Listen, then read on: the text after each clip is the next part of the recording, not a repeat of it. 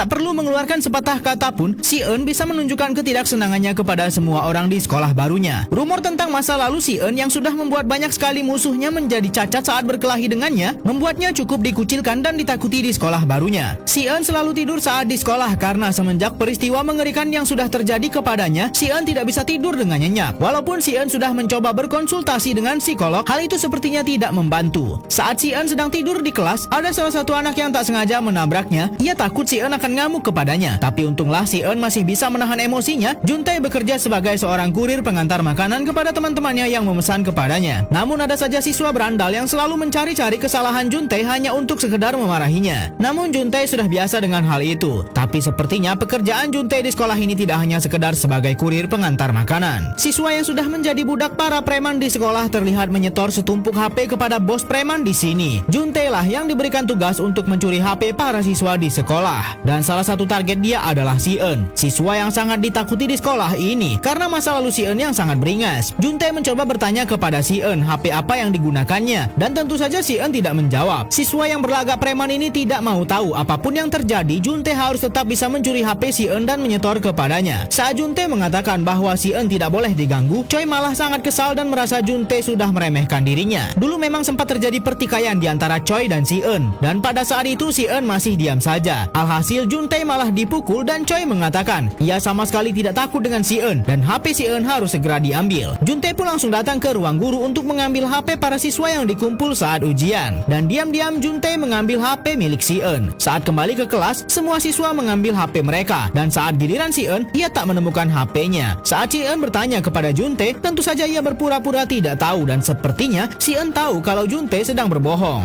Setelah berhasil mencuri HP milik targetnya, siswa cupu ini pun langsung menyerahkannya kepada geng preman yang memerintahkannya mencuri HP para siswa di sekolah ini. Saat Juntae bertemu dengan si Eun yang baru saja ia curi HP-nya, Juntae malah dengan santainya berkata bahwa ia turut prihatin dan akan membantu memberikannya uang tambahan untuk si Eun membeli HP baru. Bukannya merasa terhibur, si Eun malah semakin kesal dan mengatakan bahwa Juntae pengecut. Sepertinya si Eun sudah tahu hal buruk yang dilakukan Juntae demi mendapat perlindungan dari preman di sekolah. Mendengar hal buruk terjadi kepada si Eun, ibunya pun malah sangat senang karena dengan begini ia bisa berjalan bersama si Eun untuk membeli HP baru. Si Eun memang terlihat sangat murung setelah sahabatnya koma di rumah sakit, dan si Eun merasa bahwa kekacauan ini terjadi akibat dirinya. Setiap hari si Eun berkunjung ke rumah sakit sahabatnya dan mengirimkan pesan kepada Suho yang sedang koma. Keesokan harinya saat sampai di sekolah, si Eun melihat preman di sekolah ini sedang mempermainkan siswa cupu ini. Si Eun berusaha menahan diri agar tidak berkelahi lagi, namun sayang emosinya tak terbendung sampai si Eun langsung menghajar satu persatu siswa preman yang menghalanginya. Namun ternyata itu tadi hanyalah bayangan dari pemikiran si Eun. Ia tidak berbuat apa-apa walau Choi terus menghinanya. Si Eun hanya meminta para preman ini agar tak menghalangi jalannya. Juntae yang merasa prihatin dengan si Eun mencoba memberikannya beberapa makanan, namun si Eun malah menolaknya, dan saat inilah Juntae mengakui perbuatannya bahwa ia sudah mencuri HP si Eun dan menyerahkannya kepada Choi si preman. Juntae mengatakan bahwa ia juga tak punya pilihan. Bukannya marah, si Eun hanya diam dan pergi begitu saja. Juntae mencegat si Eun dan berkata bahwa ia benar-benar kepikiran omongan si Eun yang mengatakan dirinya pengecut. Akhirnya si Eun pun mengatakan bahwa aksi yang baik akan menimbulkan reaksi yang baik pula, sama seperti hukum Newton 3. Juntae benar-benar mempelajari apa itu hukum Newton 3, dan ia sama sekali tak mengangkat telepon para preman yang sudah memerintahkan Juntae melakukan hal buruk selama ini. Kedua siswa sekolah Bizer ini sedang dipalakin oleh siswa sekolah lain yang bersatu menjadi satu aliansi. Si Eun yang melihat teman satu sekolahnya dipalakin hanya bisa melihat dari kejauhan karena saat ini ia sudah benar-benar tidak mau berkelahi. Tak lama preman dari sekolah Bizer datang dan ia mengatakan bahwa sudah memiliki janji untuk bertemu dengan wakil ketua aliansi mereka. Saat Choi masuk ke dalam warnet ini, terlihat ada beberapa siswa SMA lain sedang menyetor HP curian kepada wakil ketua aliansi ini. Ternyata Choi berniat ingin gabung ke geng ini. Pantas saja Choi memerintahkan Juntae untuk mencuri semua HP siswa lain lalu memberikan kepadanya. Choi akan menyerahkan semua HP itu kepada wakil ketua aliansi ini sebagai syarat setoran. Dengan begitu SMA Bizer bisa bergabung ke aliansi mereka. Bahkan Choi janji minggu depan akan menyetor 100 HP. Saat mereka sedang bernegosiasi, salah satu pengunjung warnet malah mengejek wakil ketua aliansi tadi dengan kalimat anak SMA main gangster-gangsteran. Tak berbasa-basi, wakil ketua aliansi ini langsung menghantam kepala orang yang mengejeknya untuk membuktikan bahwa mereka adalah petarung yang tidak ada rasa takut sama sekali. Choi langsung takut melihat hal itu dan langsung pergi dari sana. Siswa cupu di sekolah ini tiba-tiba dilabrak oleh preman sekolah dan terlihat kali ini ia akan melawan, padahal selama ini Juntae sangat tunduk kepada Choi. Ternyata malam sebelumnya Juntae Choi sudah sangat dilema dengan semua perbuatannya. Ia merasa menyesal sudah mencuri HP siswa lain untuk disetor kepada Choi, sehingga Juntae datang subuh-subuh ke sekolah lalu membongkar lemari tempat para preman sekolah menyimpan semua HP curian yang sudah disetor kepadanya. Bukan untuk mengambil sendiri semua HP itu, melainkan Juntae mengembalikan semua HP yang sudah dicuri kepada pemiliknya, termasuk HP si Eun. Semua siswa pun membicarakan kok bisa tiba-tiba HP mereka kembali, dan hal itu sampai ke telinga si Eun. Terlihat ada surat permintaan maaf dari Juntae dan si Eun pun menemukan HP-nya. Para preman yang baru sadar markas mereka dibobol langsung tahu siapa pelakunya dan Choi langsung melabrak ke kelas Juntae. Sepertinya Juntae sudah siap dengan serangan kali ini dan ia tak menghindar sama sekali. Karena sadar dirinya tak bisa berkelahi, Juntae hanya berusaha bertahan agar dirinya tidak babak belur. Choi sangat marah karena ia sudah berjanji akan menyetor HP curian itu ke aliansi gangster agar sekolah mereka bisa bergabung ke sana. Namun sekarang rencana itu sudah kacau. Si Eun awalnya hanya bisa terdiam melihat penyerangan ini, namun ia teringat dengan masa lalunya yang hancur karena hal seperti ini dan ia pun berdiri untuk menghentikan preman ini. Choi tentu saja tidak menyangka si Eun akan ikut campur. Pemuda ini hanya diam saat dipukuli oleh preman sekolah yang sedang mengamuk. Padahal niat awal si Eun adalah untuk menghentikan preman ini menyerang salah satu siswa cupu yang tak mau lagi membantunya mencuri HP. Tapi sepertinya si Eun sengaja tidak mau melakukan serangan balik. Siswa yang tergabung dalam tim basket ini pun mendengar perkelahian Choi dan si Eun. Mereka semua adalah sahabat dari siswa terkuat di sekolah ini yang sedang diskors. Gotak tidak suka karena Choi malah berlagak jadi preman semenjak siswa terkuat di sekolah ini sedang diskors. Choi sebenarnya takut kepada si Eun. Bahkan ia pun kesulitan melawan si Eun yang tak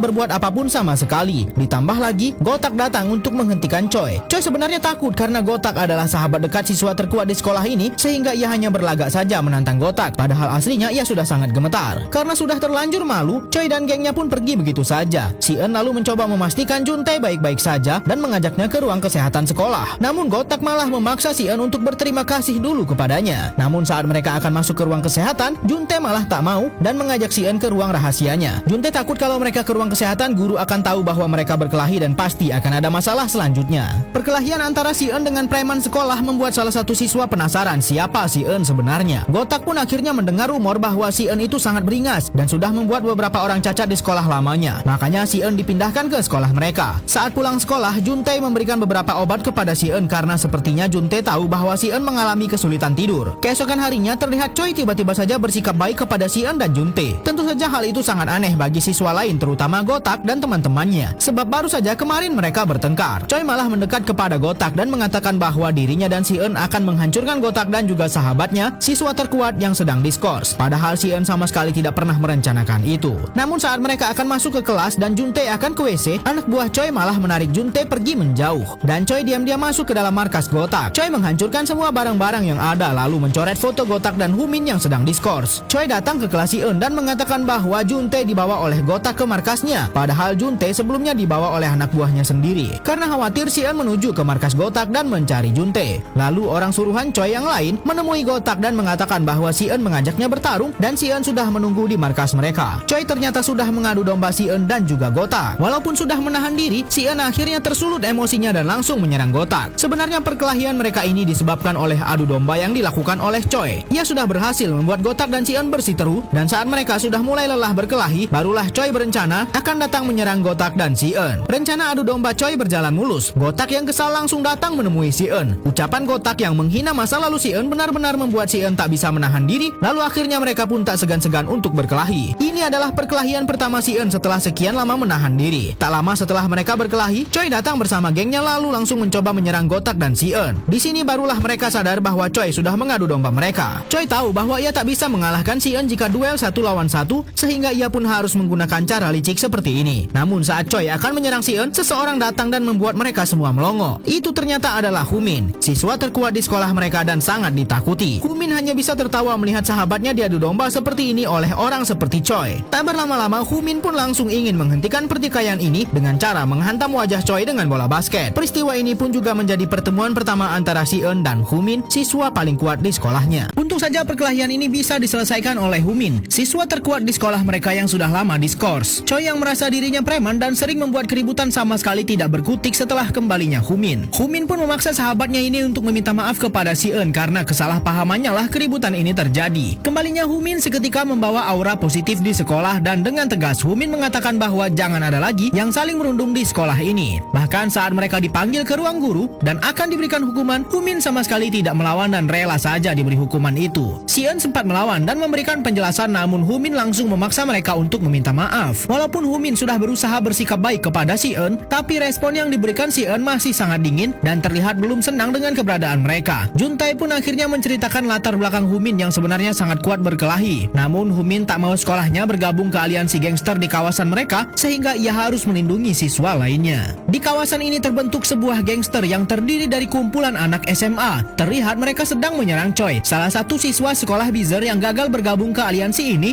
sebab Choi gagal memenuhi syarat yang diberikan ketua aliansi untuk bergabung ke geng mereka. Semua rencana Choi sudah gagal karena Humin sudah kembali ke sekolah dan semua orang di Bizer menganggap Humin adalah pemimpin Bizer. Tapi sebenarnya ketua aliansi ini sangat ingin Humin gabung ke aliansi mereka. Tapi Humin sudah menegaskan bahwa baik dirinya maupun sekolah mereka tidak akan mau bergabung ke aliansi. Humin sudah benar-benar ingin menjauhi segala bentuk keributan. Sifat Humin yang dulunya sangat keras kini sudah berubah drastis menjadi sangat ceria. Tapi sepertinya ketua aliansi yang disebut Union ini merencanakan sesuatu terhadap Humin dan teman-temannya. Saat si Eun sendirian ke toilet dan akan kembali, si Eun dicegat oleh wakil ketua aliansi Union. Pemuda ini mengambil foto si Eun dan disebarkan ke semua anggota aliansi bahwa saat ini si Eun adalah target mereka karena sekarang si Eun dianggap sudah berteman dengan Humin. Saat Humin mencari si Eun yang terlalu lama di toilet, Humin bertemu dengan wakil ketua aliansi Union yang ingin menyerang mereka dan ia mengancam Humin jika mereka tidak gabung ke aliansi maka kehidupan mereka akan hancur. Siswa terpintar dan paling berprestasi di sekolah ini ternyata adalah seorang pemimpin gangster yang mengerikan di kawasan mereka. Saat akan pulang ke markasnya, Baekjin tidak sadar bahwa ada geng dari sekolah Bizer mengikutinya. Choi dan gengnya ingin menyerang Baekjin untuk membalaskan dendam sebab beberapa hari lalu Baekjin sudah mempermalukan Choi dengan sangat buruk. Choi meremehkan Baekjin dan menghina Baekjin tidak bisa berkelahi. Tapi saat Choi dan gengnya maju menyerang, mudah saja bagi Jin untuk mengalahkan mereka semua. Teknik berkelahi Jin sangat baik dan mereka semua pun dibuat babak belur oleh Baekjin sendirian. Sementara itu, Humin, si Eun dan teman-teman lainnya baru saja selesai menjalani hukuman mereka sebagai sukarelawan di museum dan si Eun malah pulang sendiri. Ternyata si Eun datang ke rumah sakit tempat sahabatnya dirawat. Humin sempat mengkhawatirkan si Eun dan mencoba menelponnya. Namun si Eun berbohong dan mengatakan bahwa ia sudah di rumah. Saat si Eun sedang duduk di depan kamar sahabatnya, ternyata ada wakil ketua aliansi gangster ini datang ke sana. Tentu saja hal ini benar-benar membuat si Eun kesal karena ia sama sekali tidak ingin ada orang yang mengganggu sahabatnya yang sedang kritis. Kini hidup si Eun menjadi terganggu dan dalam ancaman karena ia berteman dengan Humin yang bermasalah dengan aliansi gangster ini. Karena tidak senang dengan gangguan aliansi ini, si Eun pun mencari ketua aliansi dan meminta agar jangan pernah mengganggu dirinya dan juga sahabatnya yang sedang koma di rumah sakit. Ternyata Baekji setuju asalkan si Eun tidak bergaul lagi dengan Humin. Mereka pun membuat kesepakatan. Saat si Eun pulang, terlihat Baekji dan wakil ketua aliansi ini seperti merencanakan sesuatu yang jahat. Tak lama setelah itu, target utama aliansi ini yaitu Humin langsung mendapat telepon dari kepolisian. Ternyata ayah Humin mendapat masalah karena kedapatan menjual alkohol ke pelajar. Humin sempat curiga dengan para pelajar ini dan ternyata benar. Pelajar ini adalah anggota aliansi dan mereka sengaja membuat masalah atas perintah dari Baekji. Pemuda ini tiba-tiba datang dan mengatakan kepada teman-temannya agar jangan pernah lagi bergaul dengannya. Si Eun sengaja melakukan itu untuk melindungi dirinya dan juga sahabatnya yang sedang koma di rumah sakit agar tidak diganggu lagi oleh aliansi gangster yang selalu menyerang siswa sekolah mereka. Syarat utamanya adalah si Eun harus menjauh dari Humin. Saat si Eun jalan sendiri dan berpapasan dengan anggota aliansi, ia sama sekali tidak diganggu. Ternyata ketua aliansi menepati omongannya dan si Eun benar-benar tidak dilibatkan lagi dalam masalah aliansi mereka dengan sekolah si Eun. Humin, Gotak dan juga Juntae bingung apa yang terjadi dan bertanya-tanya mengapa si Eun menjauhi mereka. Tapi mereka masih mencoba berpikir positif dan pulang dari sekolah. Namun wakil ketua aliansi gangster tadi malah datang dan menyerang Gotak. Aliansi gangster ini benar-benar tidak akan pernah berhenti mengganggu siswa Bizer selama mereka belum bergabung ke dalam aliansi. Juntae yang sama sekali tidak bisa berkelahi mencoba kabur dan ia malah dikejar anggota aliansi. Setelah berusaha keras kabur sejauh mungkin dan menemukan persembunyian, Juntae langsung mencoba menelpon si Eun untuk menanyakan kabarnya. Apakah si Eun baik-baik saja? Si Eun heran mengapa Juntae tiba-tiba bertanya seperti itu dan sial bagi Juntae, ia malah ketahuan dan ditangkap oleh anggota aliansi. Teriakan Juntae juga terdengar oleh si Eun di telepon. Si Eun yang panik terlihat langsung berlari dan ingin menolong temannya itu. itu. Aliansi gangster di kawasan ini tak henti-hentinya menyerang siswa SMA Bizer yang tidak mau bergabung ke aliansi mereka. Wakil ketua aliansi pun sampai turun tangan memberikan pelajaran kepada Gotak. Namun sepertinya kemampuan Gotak untuk berkelahi masih kalah jauh dengan wakil ketua aliansi gangster ini. Sementara itu di sisi lain, Humin yang merupakan ketua dari sekolah Bizer datang seorang diri ke markas aliansi gangster ini dan menemui pemimpin mereka yaitu Baekji. Humin mengatakan bahwa dia dan juga sekolahnya tidak akan pernah bergabung ke aliansi gangster mereka. Saat akan pergi, Humin dicegat oleh anggota aliansi dan disinilah Humin menunjukkan kekuatannya. Seorang diri saja Humin bisa mengalahkan mereka semua. Namun situasi yang dialami sahabat Humin berbeda. Gotak nyaris babak belur dibuat wakil ketua aliansi ini. Di saat terpojok seperti ini, Si Eun pun datang dan ia terlihat sangat tidak terima teman barunya diperlakukan seperti ini. Si Eun pun tidak bisa lagi menahan diri dan akhirnya ia berkelahi kembali setelah sekian lama berusaha menghindari perkelahian. Terlihat Si Eun kembali ke mode beringasnya dan bertarung dengan cara yang tidak biasa. Si Eun menyerang titik-titik yang tidak terduga sampai membuat wakil ketua aliansi yang sebenarnya sangat kuat hampir tak berdaya. Cara bertarung Si Eun yang tidak biasa membuat mereka berdua sama-sama terkapar dan kelelahan. Tepat pula saat itu Humin datang dan terlihat Si Eun malah meminta maaf kepada sahabatnya yang sedang koma di rumah sakit karena dirinya berkelahi kembali. Humin menceritakan kepada Si Eun bahwa sebenarnya ketua aliansi yang sering menyerang mereka adalah teman masa kecilnya dan entah mengapa Baekji berubah menjadi sangat mengerikan sekarang. Humin sempat menyesal karena dirinya lah yang sudah mengajarkan Baekji berkelahi. Baekji yang sangat berprestasi di sekolahnya ternyata sekarang harus masuk dalam lingkaran setan yang mengerikan. Baekji ternyata dikendalikan oleh mafia yang sedang menjalankan bisnis gelap. Maka dari itu Baekji sampai harus membuat aliansi gangster untuk mendukung perbuatan kriminal para mafia. Pantas saja Baekji masih terus memaksa Humin ikut aliansi mereka karena memang Humin orang yang sangat kuat dan bisa dipercaya. Namun selama ini Humin selalu menolak sehingga Baekji terus melakukan segala cara untuk memaksa Humin masuk ke dalam aliansinya. Melihat ayahnya sengaja dijebak sampai harus terkurung dalam penjara benar-benar membuat Humin kesal. Ia baru tahu bahwa ini semua perbuatan Baekji, pemimpin aliansi gangster yang terus memaksa Humin untuk bergabung kepada mereka. Orang-orang suruhan Baekji yang menjebak ayah Humin sampai masuk penjara pun jadi pelampiasan emosi Humin. Seorang diri saja Humin membuat anak-anak ini tak berdaya. Sebenarnya Humin sudah sama sekali tidak mau memikirkan persoalan aliansi gangster di kawasan mereka. Ia pun sudah mulai mencoba memulai hidup baru bersama teman-teman barunya termasuk Si Eun. Tapi apalah daya, teror dari Baekji tak pernah berhenti menghantuinya. Baekji benar-benar membutuhkan Humin di aliansinya karena tekanan dari mafia besar yang mengendalikan mereka. Baekji akan dalam masalah besar jika aliansi mereka gagal mengumpulkan uang haram yang diminta mafia itu.